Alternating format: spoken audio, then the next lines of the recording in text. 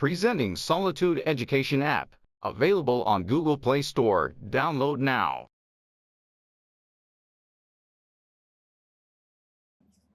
Hello everyone, welcome to the Solitude Education. Now in the previous lecture बेटा हमने पढ़ रहे थे एसएफडी बीएमडी, और जो प्रीवियस लेक्चर था उसमें हमने क्वेश्चन नंबर 1 तक हमने कंप्लीट कर लिया था।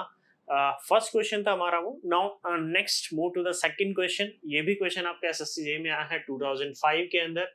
2005 में आया था, 15 मार्क्स की ये आपकी प्रॉब्लम आई थी। ठीक है, 15 नंबर का क्वेश्चन था ये आपका आया था 2005 के अंदर। ठीक है, 15 मार्क्स का प्रॉब्लम था आपका ये। ठीक है, देखते हैं इसको क्या क्वेश्चन है।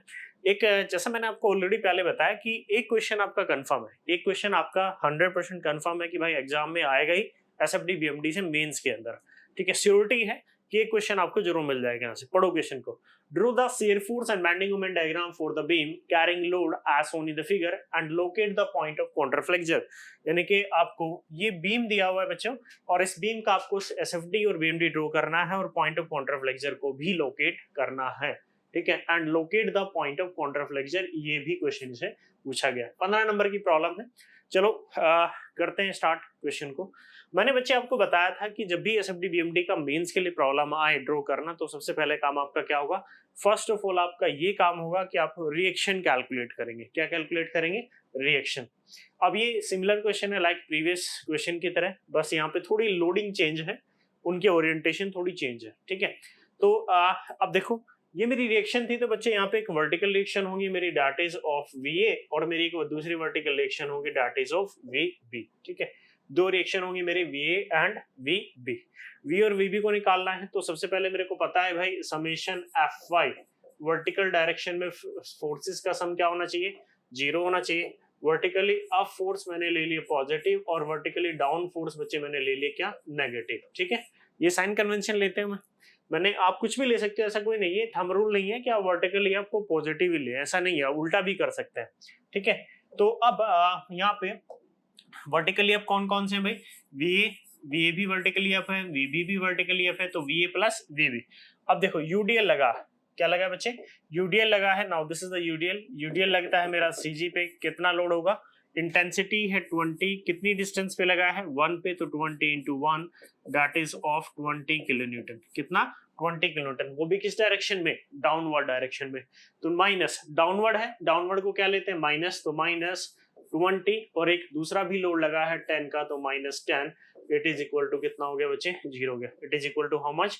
That is 0। तो यहाँ से वी प्लस वीबी की अगर वैल्यू मैं कैलकुलेट करता हूँ, now V A plus VB it is equal to 20 plus 10, it is how much? That is of 30। कितनी वैल्यू आ जाएगी? 20 प्लस 10 इट इज 30। ये बच्चे मैंने मान ली this is the equation number 1। क्योंकि मुझे तो सबसे पहले रिएक्शन कैलकुलेट करनी है ना। चलो अब भाई एक दो अननोन है मेरे पास, वी और वीबी, लेकिन इक्वेशन मेरे पास एक है, तो सॉल्व नहीं कर सकता। क्या करना पड़ेगा? एक इक्वेशन और डेवलप करनी पड़ेगी। कैसे कर सकता हूँ? मुझे पता है ए पे मोमेंट 0 होगा, तो क्यों ना मैं यहाँ पे क्या करता हूँ, now we take the moment about the A point, यानी कि moment summation of moment about the point A is equal to 0। ये कर सकता हूँ। मोमेंट के लिए साइन कन्वेंशन क्या लेते हैं? मैंने ले लिया बच्चे की clockwise moment you can take positive, और anti clockwise moment you can take negative. ठीक है, क्लॉकवाइज मोमेंट को आप ले लीजिए पॉजिटिव, और एंटी क्लॉकवाइज मोमेंट को आप ले लीजिए नेगेटिव। क्लियर है? समझ में आया? क्लॉकवाइज मोमेंट को आप क्या ले रहे हैं? पॉजिटिव ले रहे हैं, और एंटी क्लॉकवाइज मोमेंट को आप क्या ले रहे हैं? नेगेटिव ले रहे हैं। क्लियर है? समझ में आया? चलो अब वीए तो इसी से पास करेगा, तो इसका मोमेंट तो होगा नहीं। वीए तो इसी से पास कर रहा है, इसका मोमेंट होगा नहीं। अब एक ये 20 यूडीएल लगा था, यूडीएल का नेट लोड हुआ 20, कहाँ लगता है बच्चे? सीजी पे लगता है। ये 1 मीटर है, तो ये डिस्टेंस कितनी होगी? नाउ दिस इज 0.5, ये डिस्टेंस कितनी हो जाएगी? 0.5। तो 20 टिप देखो कैसे मूव कर रहा है इसके अबाउट? क्लॉकवाइज, यानी कि घड़ी की डायरेक्शन में, क्लॉक की डायरेक्शन। तो 20 इंटू डिस्टेंस कितनी है? 0.5, तो 20 मल्टीप्लाई में 0.5। नाउ 20 मल्टीप्लाई में 0.5। क्लियर है? दूसरी रिएक्शन वीबी, वीबी की टिप देखो ये कैसे रोटेट कर रहा है इसके अबाउट? एंटी क्लॉकवाइज, तो माइनस वीबी, नाउ माइनस वीबी मल्टीप्लाई डिस्टेंस कितनी है? एक और एक कितना हुआ? 2। एक और एक कितना हुआ? 2। एक लोड लगा है मेरा 10 किलो न्यूटन का, टिप है डाउनवर्ड, कैसे मूव कर रहा है इसके about? Now it is moving in the clockwise direction. देखो टिप पकड़ो कैसे मूव कर रहा है? क्लॉकवाइज। तो 10 इंटू डिस्टेंस कितनी होगी? 3 मीटर। ठीक है, तो plus 10 into 3 plus 10 into 3 it is equal to how much? That is equal to 0। आगे बच्चे आपका नाउ अब इसको फर्दर सिंप्लीफाई करो यहाँ से।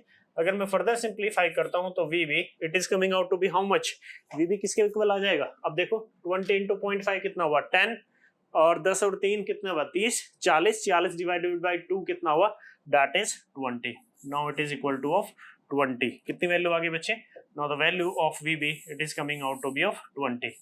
VB की वैल्यू आ गई मेरी 20 किलो न्यूटन, और VA प्लस VB मेरे को पता है, VA प्लस VB कितना है 30, तो यहाँ से मेरा VA कितना आ जाएगा भाई? VA प्लस VB 30 है, VB 20 है, तो 30 ये यहाँ पे VB की वैल्यू 20 पुट करो तो 30 माइनस 20 कितना आ जाएगा? That is of 10, that is of 10 kilo newton. तो VA मेरा आ गया 10 kilo newton. Now VA is coming out to be how much? VA की वैल्यू आ गई बच्चे 10 किलो न्यूटन। क्लियर है? तो यहाँ से VA मेरा आ गया 10 किलो न्यूटन और VB आ गया मेरा 20 किलो न्यूटन। नाउ VB की जो वैल्यू आ रही है that is of 20 kilo newton, और VA की जो वैल्यू आ रही है that is of 10 kilo Newton. VA की वैल्यू कितनी आ रही है? That is of 10 kilo Newton. Clear है? VA की वैल्यू 10 किलो न्यूटन आ रही है और VB की वैल्यू कितनी आ रही है? That is of 20 kilo Newton. Clear है? समझ में आया? चलो आगे चलते हैं। अब मेरा फर्स्ट स्टेप तो बच्चे मेरा कंप्लीट हो गया। मैंने जब आपको बताया था कि भाई जब भी एसएफडी बीएमडी का प्रॉब्लम आएगा तो मैं क्या काम करूंगा, सबसे पहले मैं रिएक्शंस कैलकुलेट करूंगा। मैंने रिएक्शंस अपनी कैलकुलेट कर ली, ठीक है।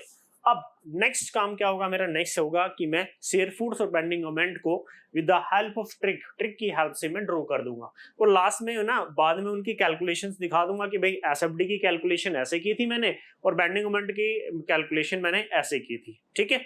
चलो करते हैं इसको। Now next we have to do just a minute.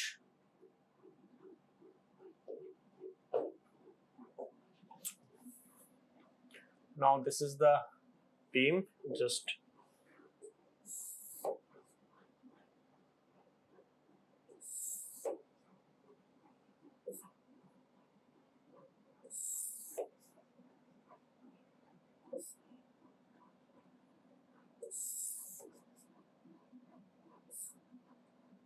ठीक है। चलिए now we have to move further.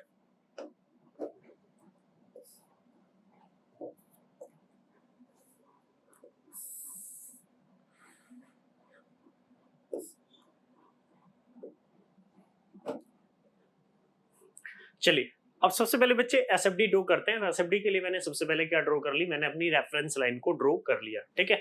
सबसे पहला काम मेरे को क्या करना है? सबसे पहला काम बच्चे मेरे को यही करना है कि मुझे ना अपनी रेफरेंस लाइन को ड्रॉ कर लेना है। क्लियर? चलो अब मैंने जब बताया था कि जब भी मैं एसएफडी ड्रॉ करूंगा तो मैं स्टार्टिंग हमेशा लेफ्ट हैंड से करूंगा, तो मेरा ये लेफ्ट हैंड हो गया। Now this is the left hand और मैं इससे स्टार्टिंग करता हूँ। सुनो मेरी बात को ध्यान से।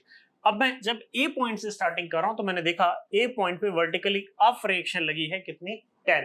इसका मतलब मेरे को कितना मूव करना पड़ेगा? मेरे को वर्टिकली अप मूव करना पड़ेगा, कितनी डिस्टेंस? 10 डिस्टेंस को।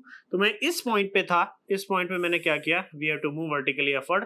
कितनी डिस्टेंस अपवर्ड मूव कर गया बच्चे में? Now we have to move it a distance of 10। Clear है? अब मेरा नेक्स्ट क्रिटिकल पॉइंट ए के बाद है बी, और मैं देखता हूं कि ए और बी के बीच में यूडीएल लगा है।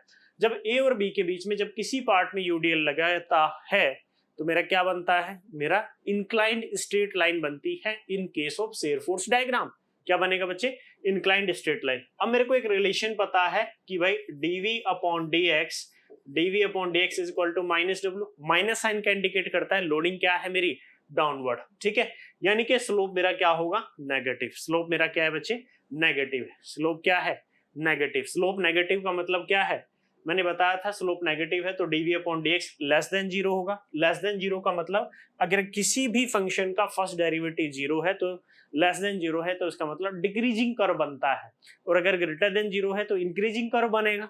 अब मेरे को एक बात बताओ, ए और बी के बीच में मुझे ये पता है कि भाई इंक्लाइंड स्ट्रेट लाइन बनेगी, और इंक्लाइंड का मतलब तो ये भी हो सकता है। इंक्लाइंड तो आप कह सकते हैं कि सर ये भी मेरा इंक्लाइंड है और ये भी मेरा इंक्लाइंड है, तो ये बनेगा कि ये बनेगा? अब क्वेश्चन तो ये राइज होता है कि इंक्लाइंड तो ये भी है, ये भी है, और मैंने इसका सॉल्यूशन क्या बता दिया कि भाई शेयर फोर्स डायग्राम का, तो मेरे को शेयर फोर्स डायग्राम का स्लोप यानी कि dv upon d x is equal to minus W.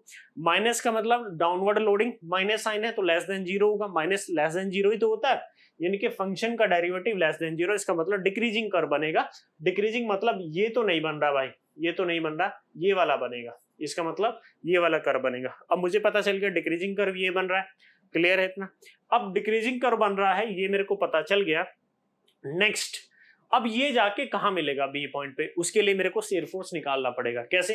अब इधर देखो शेयर फोर्स, अब देखो बी पॉइंट पे शेयर फोर्स अगर मैं कैलकुलेट करता हूं तो वर्टिकली कितना लगा बच्चे 10 प्लस होगा, इतना तो सबको पता है भाई। ये मेरा सेक्शन है एक्स एक्स, अगर सेक्शन के लेफ्ट में अपवर्ड और राइट में डाउनवर्ड तो वो शेयर फोर्स क्या होता है मेरा पॉजिटिव, और अगर मेरा ये सेम सेक्शन है, सेम सेक्शन के लेफ्ट में डाउनवर्ड राइट में अपवर्ड है, तो ये शेयर फोर्स मेरा क्या होता है नेगेटिव।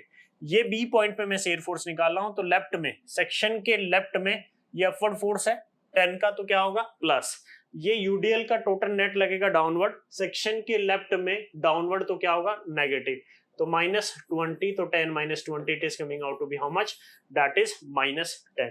कितनी वैल्यू होगी -10। इसका मतलब बच्चे ये हुआ कि मैं इस पॉइंट से चला और मैं फाइनली यहाँ पे माइनस पे आ गया। ऐसे ही तो आऊंगा मैं माइनस पे, अरे आऊंगा कि नहीं, ये प्लस का 10 था तो ये माइनस का 10 था, +10 तो इसका मतलब -10। समझ में आया? चलो अब बच्चे मैं कहाँ पहुंच गया, मैं बी पॉइंट पे पहुंच गया। जैसे ही मैं बी पॉइंट पे पहुंचा, मैंने देखा नेक्स्ट क्रिटिकल पॉइंट है मेरा सी पॉइंट, और बी और सी के बीच में कोई भी लोड नहीं लगा है।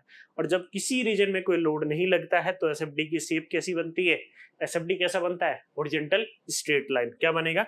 Horizontal straight line. तो मैंने देखा कि मैं इस पॉइंट पे था, मैं फिर आगे क्या करें, बन जाएगा मेरा now there is a horizontal straight line. Clear है? क्या बन जाएगा? Horizontal straight line. समझ गए? अब मैं कहां पहुंच गया, मैं बच्चे पहुंच गया सी पॉइंट पे। कहां पे पहुंच गया? सी पॉइंट पे। जैसे ही मैं सी पॉइंट पे पहुंचता हूं, जैसे ही मैं सी पॉइंट पे पहुंचता हूं तो मेरे को पता चला कि एक अपवर्ड रिएक्शन लगी है 20, तो मुझे कितने डिस्टेंस, मुझे तुरंत 20 डिस्टेंस अपवर्ड मूव करना पड़ेगा।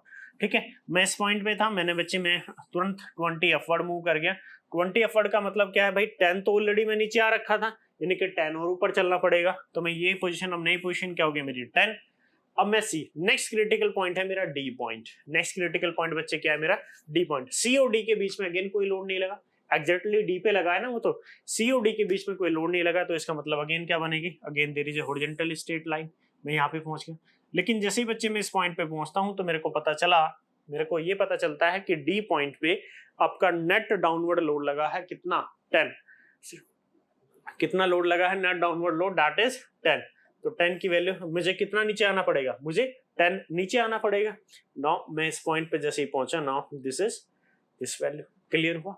अरे क्लियर हुआ। चलो, चूंकि ये सारा देखते हैं, रेफरेंस लाइन के ऊपर जितना सारा होगा वो सारा पॉजिटिव, और रेफरेंस लाइन के नीचे जो होगा वो मेरा नेगेटिव। दिस इज नेगेटिव, ये रेफरेंस लाइन के ऊपर है तो ये भी पॉजिटिव, और ये भी क्या होगा बच्चे मेरा पॉजिटिव। रेफरेंस लाइन के ऊपर सारा पॉजिटिव, रेफरेंस लाइन के नीचे सारा नेगेटिव। और ये क्या बन गया आपका, now this is the share force diagram. ये क्या बन गया बच्चे, now this is the share force diagram. Clear है? ये क्या बन गया आपका, this is the share force diagram. Clear? Clear है? एसएफडी बन गया आपका। अरे समझ में आया ना एसएफडी मैंने कैसे बना। नो, नेक्स्ट पार्ट है मेरा बीएमडी। बीएमडी कैसे ड्रॉ करेंगे, बेंडिंग मोमेंट डायग्राम को। क्लियर है? नेक्स्ट बेंडिंग मोमेंट डायग्राम कैसे ड्रॉ करेंगे। ठीक है, तो बेंडिंग मोमेंट डायग्राम के लिए सबसे पहले बच्चे मैंने क्या कर लिया, we have draw a reference line. मैंने ये अपनी ना रेफरेंस लाइन ड्रॉ कर ली। Now this is the reference line. ठीक है, ये रेफरेंस लाइन बच्चे ना मैंने ना अपनी ड्रॉ कर ली है।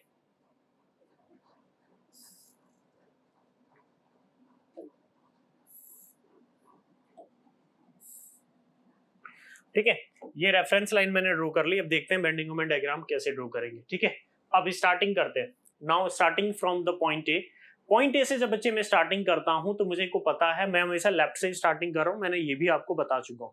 पॉइंट ए पे मेरे को पता है बेंडिंग मोमेंट मेरा 0 होगा, क्यों, सिंपली सपोर्टेड है, वहां पे तो बेंडिंग मोमेंट भाई 0 ही होता है। ठीक है, पॉइंट पे मेरा बेंडिंग मोमेंट 0 है, और ए और बी, चूंकि ये दो क्रिटिकल पॉइंट है, ए और बी के बीच में यूडीएल लगा। जब ए और बी के बीच में यूडीएल लगेगा तो क्या बनता है, पैराबोला बनता है in case of bending moment diagram. ठीक है, और ए और बी के बीच में मैं देखता हूं कि bending moment share force diagram भी अपना साइन चेंज कर रहा है।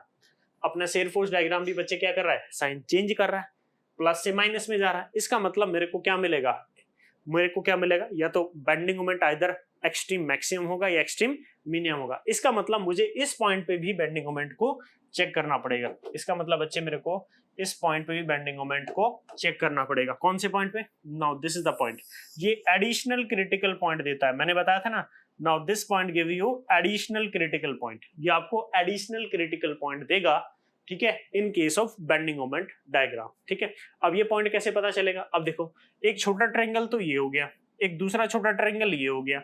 ठीक है, अब दोनों सिमिलर है, ये भी हाइट 10 है, ये भी 10 है। ठीक है, अब चूंकि भाई ये सिमेट्री है तो ये 1 मीटर था टोटल, अगर ये टोटल 1 मीटर था तो मैं ये कह सकता हूँ सिमेट्री की वजह से ये भी 0.5 होगा डिस्टेंस, और ये भी डिस्टेंस कितनी होगी? 0.5। क्लियर है? अब मेरे को ये पता है कि ए और बी के बीच में यूडीएल है। ए और बी के बीच में क्या है? यूडीएल। ए और बी के बीच में यूडीएल है, पैराबोला बनेगा। मैक्सिमम कहां पे होगा? लेफ्ट से 0.5 डिस्टेंस पे होगा। बी पॉइंट पे कहां मिलेगा वो मैं देख लेता हूं। अब इंक्रीजिंग कर्व बनेगा, डिक्रीजिंग कर्व बनेगा, उसको भी चेक कर लेते हैं। अब देखो, ए और ये मैंने कोई एडिशनल पॉइंट ले लिया बच्चे। Now this is the C point, now this is the C point. अब मेरे को एक बात बताओ सभी लोग, now this is the C point, ये आपका सी पॉइंट हो गया। Now this is the C point. इस सी पॉइंट ए और सी के बीच में क्या लगा है? यूडीएल, और शेयर फोर्स क्या है? पॉजिटिव।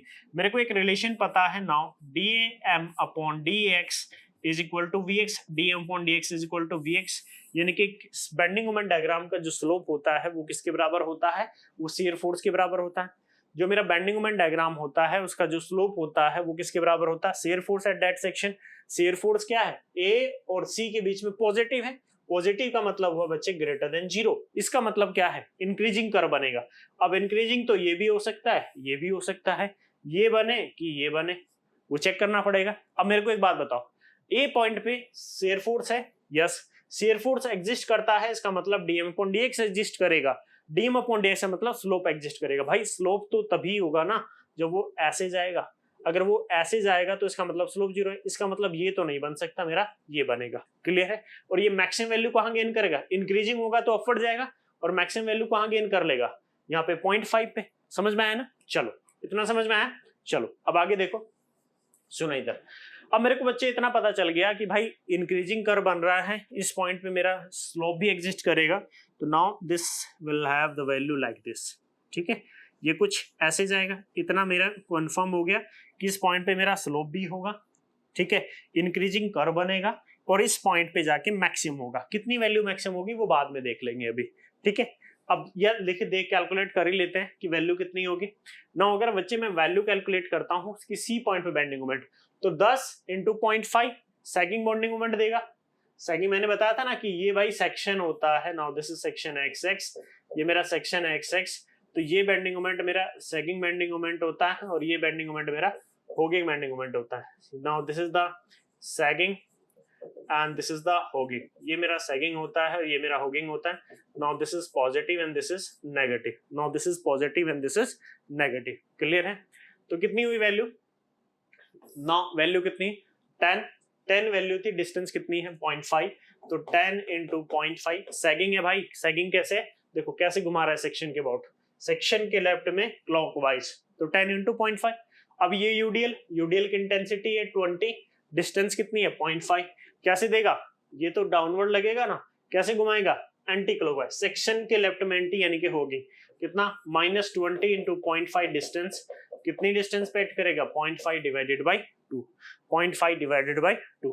इसको मैं कैलकुलेट करता हूं तो 10 मल्टीप्लाई 0.5 का square, 5 minus 2.5, it is value coming out to be how much? That is 2.5। ये वैल्यू कितनी आ गई बच्चे? नाउ 2.5। समझ में आया? यानी कि इस पॉइंट पे मेरा पीक बेंडिंग मोमेंट कितनी वैल्यू कितनी हो रही है? 2.5 वैल्यू हो रही है। क्लियर? नाउ नेक्स्ट देखता हूं मैं सी और बी। सी और बी के बीच में भी यूडीएल लगा है, और सी और बी के बीच में शेयर फोर्स है नेगेटिव। शेयर फोर्स नेगेटिव, इसका मतलब dM upon dx negative. Negative मतलब होता है लेस देन 0। लेस देन 0 का मतलब है डिक्रीजिंग कर्व बनेगा। इसका मतलब अब ये ग्राफ मेरा नीचे की तरफ आएगा। चूंकि इस पॉइंट पे स्लोप 0 था, शेयर फोर्स 0 था, तो स्लोप भी 0 होगा। स्लोप कब 0 हो सकता है? जब ये बच्चे कुछ इस तरह की शेप बनाए, ये इस तरह की, जो मैंने बताया था ना पॉइंट टू बी रिमेंबर, जो मेरा एसएफडी बीएमडी ड्रॉ करने से पहले जो मेरा लेक्चर था, पॉइंट टू बी रिमेंबर, अगर आपने देखा होगा तो वहां पे आपको क्लियरली समझ में आ रहा हो। अब ये ग्राफ नीचे की तरफ आएगा, लेकिन बी पॉइंट पे कहां मिलेगा वो मुझे नहीं पता। वो कैसे पता करना पड़ेगा? मुझे बी पॉइंट पे बेंडिंग मोमेंट की वैल्यू को कैलकुलेट करना पड़ेगा। नाउ बी पॉइंट पे बेंडिंग मोमेंट की वैल्यू अगर बच्चे मैं कैलकुलेट करता हूं, तो देखो बी पॉइंट पे बेंडिंग मोमेंट कैसे निकलेगा? 10 इंटू डिस्टेंस कितनी है? 1, तो 10 इंटू 1 कैसे निकलेगी वैल्यू? नाउ 10 इंटू 1, ठीक है, इंटू योर लोड कितना था -20 इंटू 0.5, 20 इंटू 0.5, तो 10 माइनस 10 यानी कि वैल्यू कितनी आ रही बेंडिंग मोमेंट की।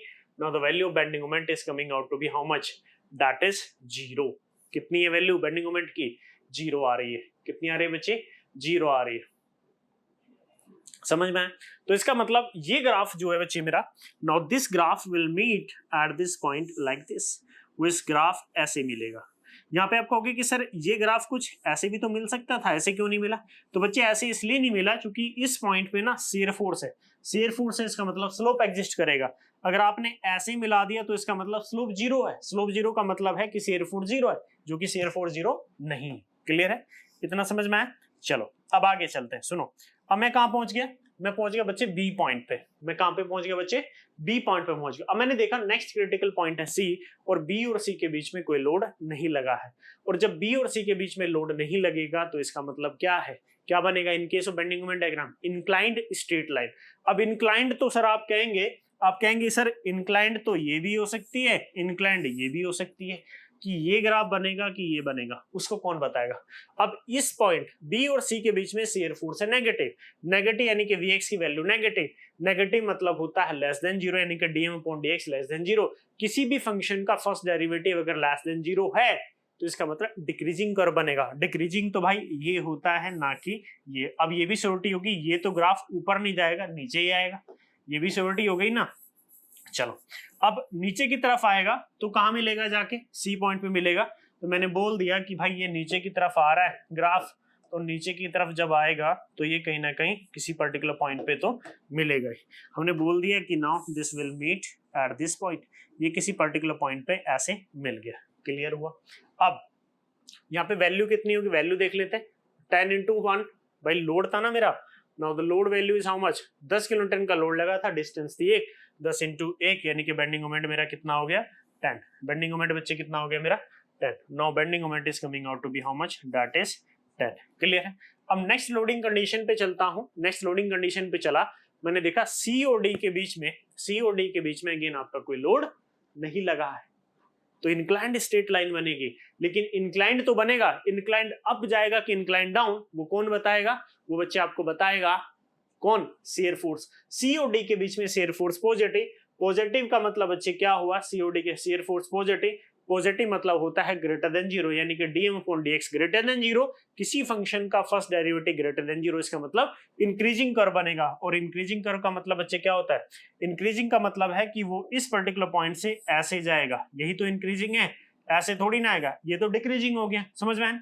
ये ग्राफ ऐसे जाएगा। अब मिलेगा कहां पे, ये कंडीशन है, मिलेगा कहां पे, डी पॉइंट पे। कहां पे मिलना चाहिए, डी पॉइंट पे मेरे को पता है बेंडिंग मोमेंट 0 है, तो फाइनली कहां मिल जाएगा, टेल पॉइंट पे, डी पॉइंट पे मेट कर जाएगा। क्लियर है?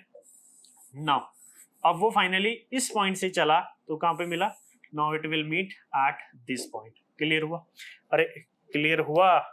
चलो, रेफरेंस लाइन के नीचे था, रेफरेंस लाइन के नीचे तो नेगेटिव, रेफरेंस लाइन के ऊपर है तो पॉजिटिव, रेफरेंस लाइन के नीचे तो नेगेटिव, रेफरेंस लाइन के ऊपर है तो पॉजिटिव। ये क्या बन गया आपका, now this is the bending moment diagram. ये क्या बन गया बच्चे, now this is the bending moment diagram. Clear है? Now this is the bending moment diagram. ठीक है, ये क्या बन गया मेरा, बेंडिंग मोमेंट डायग्राम बन गया। क्लियर है? Now this is the bending moment diagram. Clear है? ये बन गया मेरा बेंडिंग मोमेंट डायग्राम। उसने पूछा था पॉइंट ऑफ कॉन्ट्राफ्लेक्चर बता दो, पूछा था ना आपसे पॉइंट ऑफ कॉन्ट्राफ्लेक्चर। तो पॉइंट ऑफ कॉन्ट्राफ्लेक्चर वो पॉइंट होता है जहां पे बेंडिंग मोमेंट डायग्राम अपना साइन चेंज करता है, प्लस से माइनस। यहाँ पे कहां पे होगा, ये रहा, आप इस पॉइंट को लोकेट कर सकते हैं। Now this point is the point of contraflexure.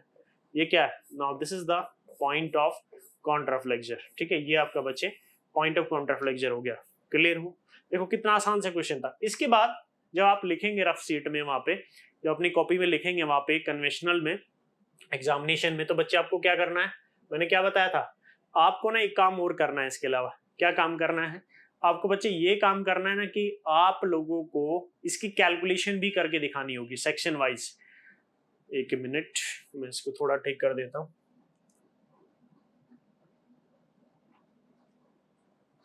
आपको एक काम और करना पड़ेगा ना, आपको इसकी कैलकुलेशन करके दिखानी पड़ेगी कि सर ये हमारी कैलकुलेशन आ रही है। क्लियर है? अरे क्लियर है ना? जस्ट ए मिनट, 1 मिनट रुको।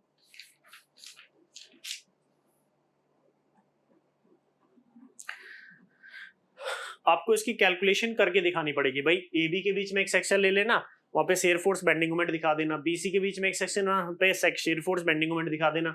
सी डी के बीच में एक सेक्शन लेके शेयर फोर्स बेंडिंग मोमेंट की कैलकुलेशन दिखा देना। ऐसा क्यों कर रहे हैं आप लोग?